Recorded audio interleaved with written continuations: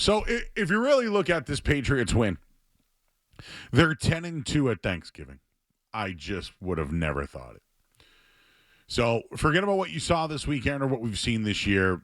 A Patriots team being 10-2 at Thanksgiving. It's unheard of. No one thought this. I know that people thought they could win 10 games this year. You didn't think it would be 10 games by week 12. You just didn't.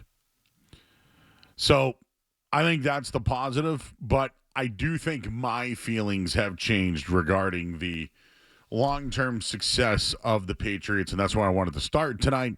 So the Patriots won a game on Drake May, or the defense made some plays down the stretch, and Drake May responded from a 10-0 deficit. They got some good special teams, and the defense made some big stops at the end of the game. It was an ugly win for the Patriots. Drake May did not look himself against the NFL's worst defense. This is another reason why I don't feel great. The Patriots' rush defense was not great either without Milton Williams, who was placed on injured reserve. So they've extended their win streak to 9 games. They win 26-20 over the Bengals, but at what cost? The left side of their offensive line and their special teams captain left games with injuries. Will Campbell left carted off, towel over his head. Jared Wilson was seen in a boot and a boot and a crutch, in the locker room after the game. And Brendan Schooler also seen in a boot in the locker room. And I worked post-game yesterday, so I'm really giving you the reaction of, well, they made the plays down the stretch to win the game. Then you hear from the coach, who was not happy. But then you heard from Drake May, and he was pretty somber about how much he loved those guys regarding their injury. They're going to be all right. I think that's the big thing about those guys. They're going to work hard, and they're going to be back. They've done such a good job for us this year. But he sounded somber about it. Almost like, oh, man, this is a big blow for the team. So I do want to get back to that in a minute here, but as far as the game went, Drake May had his struggles early on. Some people thought it might be a hand. I heard today the sun could have been an issue. He missed on short throws, right? I don't know what he was doing on the interception. I felt like as though the team didn't get off the bus and they weren't ready to play. Right? There was that weird attempt between Hooper and Henderson. He threw it out of bounds on one of the pressures. He almost missed Stephon Diggs, who had to pluck that ball up if you watched the play. Then he threw the pick six where he overshot Hunter Henry. It was bad early on. It wasn't great. So that pick six happened in the second quarter. The Patriots lost starters to injury, and they scored 1 touchdown against the worst defense in football. And I'm sure Skaz will love this because it's his guy. But Andy Borregales, right, missed field goals in that opener, has missed others. Well, on 50 yards or more attempts this year, he's 3 for 3. All have been in clutch situations. He was a perfect 4 for 4 yesterday on field goals. He was good from 52, he was good from 45, and he was good from 41, and also made the 19-yarder when they couldn't chip it in from the goal line, which we'll get into in a little bit. Made all his PATs. Every point mattered that Andy Borregales brought to the table yesterday. So I do think his contributions were important. I also think Marcus Jones' pick six was extremely important.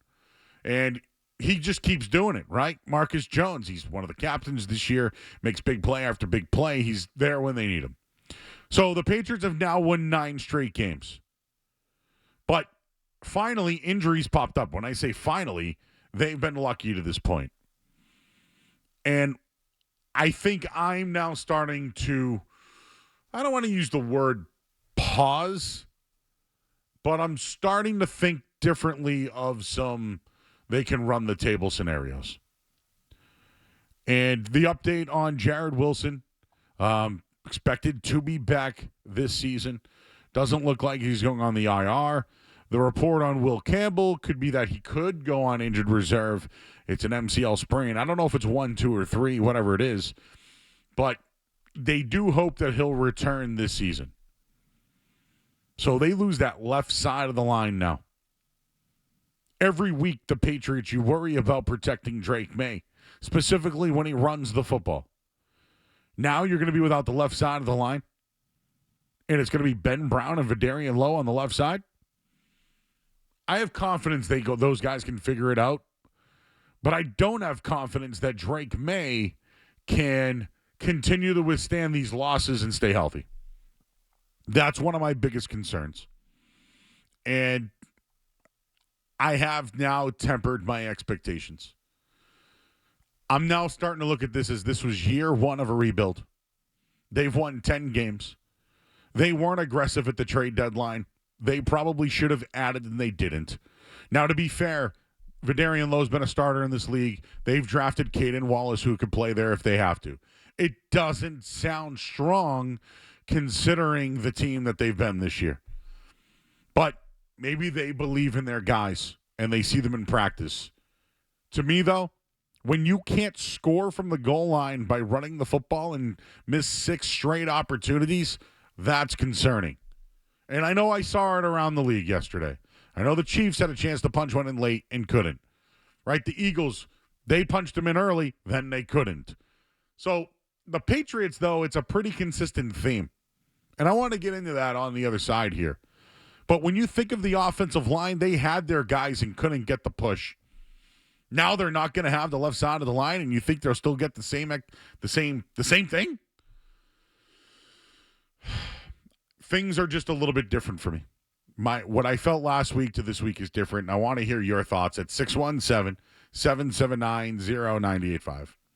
Have you tempered your expectations for the Patriots, or do you still think they'll continue to be dominant, win the AFC East, get a bye, get the guys back, and continue to go on a big run? I've at least just tempered my expectations a bit. But there are some really impressive things. Winning on the road's a big deal in this league. When you go 6-0 on the road, that's a big deal. And they've done that. But I feel worse today about their long-term expectations than I did a week ago. Oh, man, did you watch the goal line plays? Hey, we'll break down what happened yesterday. But did anybody think of me in my comments regarding Josh McDaniels?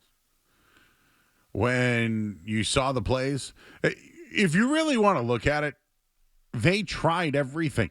They threw the kitchen sink. They did everything but a halfback pass. Because they had every single opportunity. They had every opportunity. So am I upset with the play calling? Probably. Am I upset with the execution? Absolutely. But it's embarrassing. That's historically one of the worst defenses of all time, and you can't get 1 yard against them? Yet you want to call yourself Super Bowl contenders? I know there's people out there listening being like, Joe, they just won 9 in a row. They've had 10 wins. You're right. They made the plays on defense to win the game. You're right. Come on.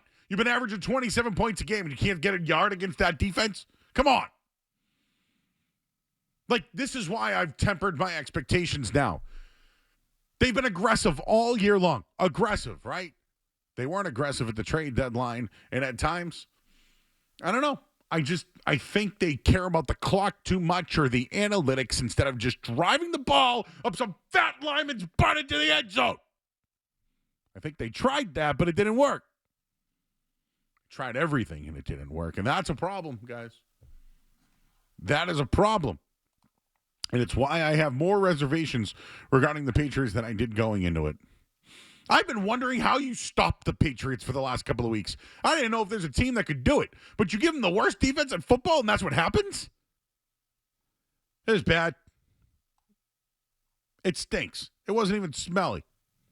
It stunk. 6 straight plays from the goal line. Did they get too cute? Here's a suggestion. This is just Coach Joe Murray over here. Coach Joe. How about you don't take the ball out of your best player's hand? And I know we're going to hear about shotgun versus under center, blah, blah, blah. I will tell you this. Drake May sees the field better from shotgun. I know that generally when you're in shotgun, you don't get that burst off the bat right away. But there are things you can do. can follow the running back through the hole. How about if you're going to do a tush push, by the way, can you get a little push it behind it? Like, come on.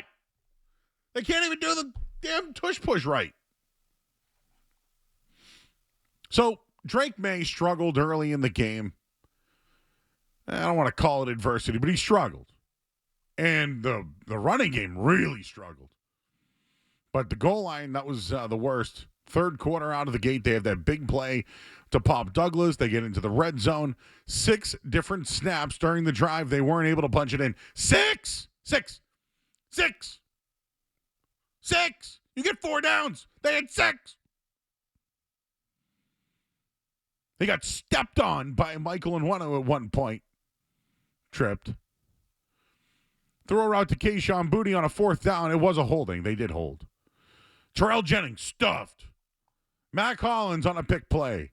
Ramondre Stevenson stuffed. Turnover on downs. Oh, it happened again later in the game. A goal line snap, tush push. Stopped at the line. They went 0 for 2 in the red zone of the game. That's another concern for me. Red zone scoring and defense. But the Patriots running backs, 2.8 yards per carry. They were up against the last place run defense in football, giving up 160 yards on the ground.